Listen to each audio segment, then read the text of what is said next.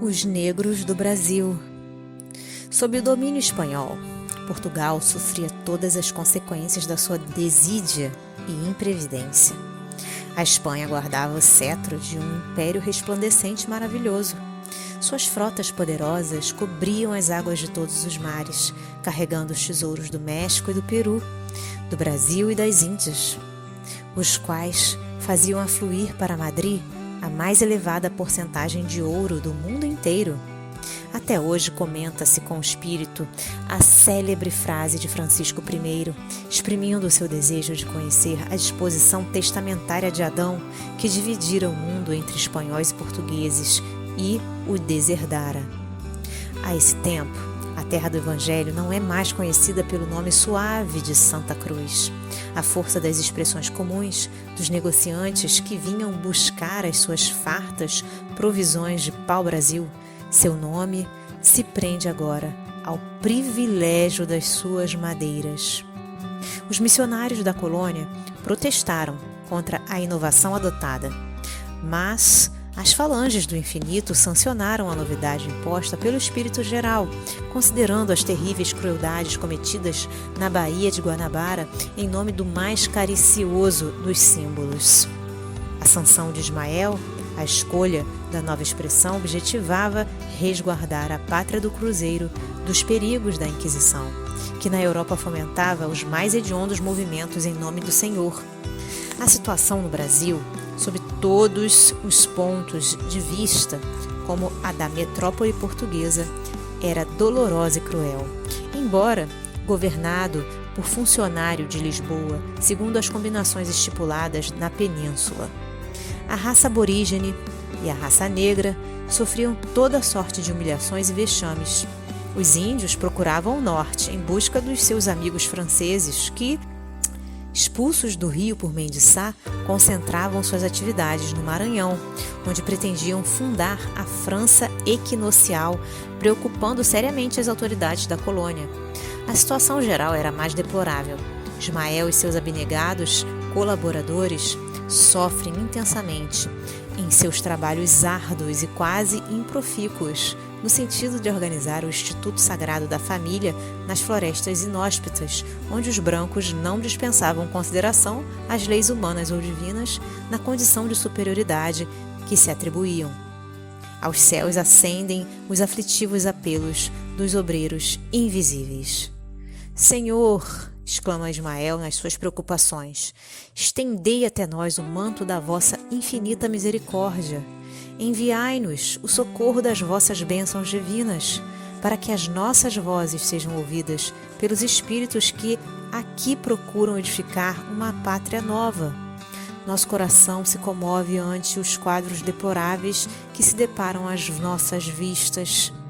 Por toda parte, vêem-se os infortúnios das raças flageladas e sofredoras.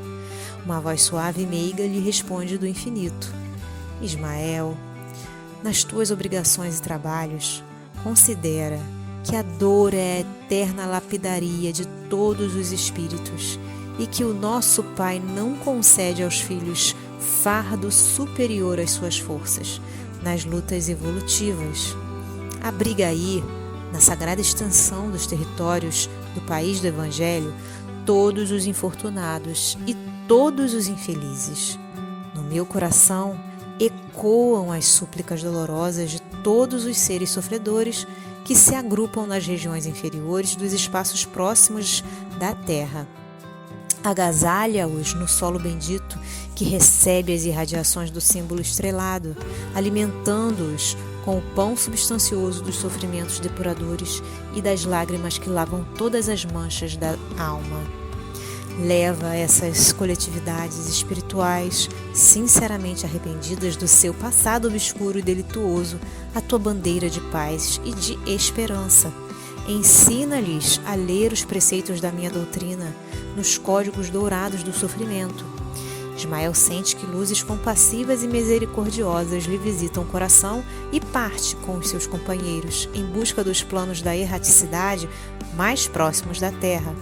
Aí se encontram antigos batalhadores das cruzadas, senhores feudais da Idade Média, padres e inquisidores, espíritos rebeldes e revoltados perdidos nos caminhos cheios da treva das suas consciências polutas. O emissário do Senhor desdobra nessas grutas do sofrimento a sua bandeira de luz como uma estrela d'alva, assinalando o fim de profunda noite. Irmãos, exorta ele comovido, até o coração do Divino Mestre chegaram os vossos apelos de socorro espiritual. Da sua esfera de brandos arrebóis cristalinos, ordena a sua misericórdia que as vossas lágrimas sejam enxugadas para sempre. Um ensejo novo de trabalho se apresenta para a redenção das vossas almas, desviadas nos desfiladeiros do remorso e do crime. Há uma terra nova, onde Jesus implantará o seu evangelho de caridade, de perdão e de amor indefiníveis. Nos séculos futuros, essa pátria generosa será a terra da promissão para todos os infelizes. Dos seus celeiros inesgotáveis sairá o pão de luz para todas as almas.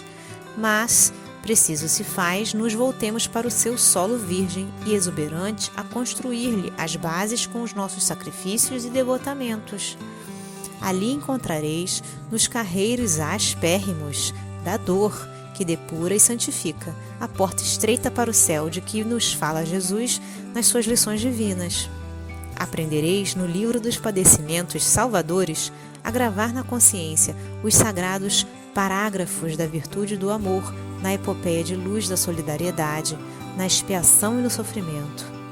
Sabei que todas as aquisições da filosofia e da ciência terrestres são flores sem perfume, ou luzes sem calor e sem vida, quando não se tocam das claridades do sentimento. Aqueles de vós que desejarem o supremo caminho, venham para a nossa oficina de amor, de humildade e redenção. E aí, nas estradas escuras e tristes da angústia espiritual, viu-se então que falanges imensas, ansiosas e extasiadas, avançavam com fervorosa coragem para as clareiras abertas, naquela mansão de dor e de sombras. Todos queriam, no seu testemunho de agradecimento, beijar a bandeira sacrossanta do mensageiro divino. O seu emblema, Deus, Cristo e Caridade, refulgia agora nas penumbras, iluminando todas as coisas e clarificando todos os caminhos. As esperanças reunidas daqueles seres infortunados e sofredores faziam a vibração de luz que então aclarava todas as sendas e abria todos os entendimentos para a compreensão das finalidades das determinações sublimes do alto.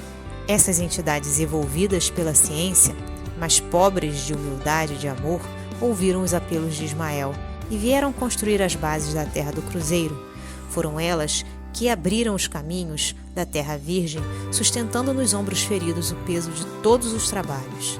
Nesse filão de claridades interiores, buscaram as pérolas da humildade e do sentimento com que se apresentaram mais tarde a Jesus no dia que lhes raiou de redenção e de glória. Foi por isso que os negros do Brasil se incorporaram à raça nova, constituindo um dos baluartes da nacionalidade em todos os tempos. Com as suas abnegações santificantes e os seus prantos abençoados, fizeram brotar as alvoradas do trabalho depois das noites primitivas. Na pátria do Evangelho, têm eles sido estadistas, médicos, artistas, poetas e escritores, representando as personalidades mais eminentes. Em nenhuma outra parte do planeta alcançaram ainda a elevada e justa posição que lhes compete junto das outras raças do orbe, como acontece no Brasil, onde vivem nos ambientes da mais pura fraternidade. É que o Senhor lhes assinalou o papel na formação da terra do Evangelho, e foi por esse motivo que eles deram, desde o princípio de sua localização no país, os mais extraordinários exemplos de sacrifício à raça branca.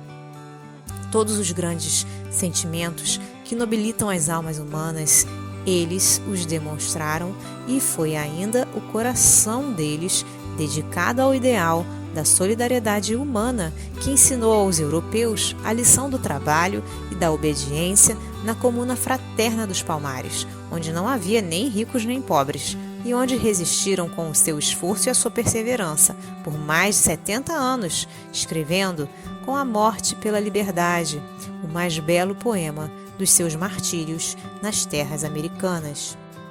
por toda parte no país há um ensinamento caricioso do seu resignado heroísmo, e foi por essa razão que a terra brasileira soube reconhecer-lhes as abnegações santificadas, incorporando-os definitivamente à grande família, de cuja direção muitas vezes participam, sem jamais se esquecer o Brasil de que os seus maiores filhos se criaram para a grandeza da pátria, no generoso seio africano. Se você gostou desta obra, colabore com a divulgação dos ensinamentos trazidos pelos benfeitores do plano espiritual.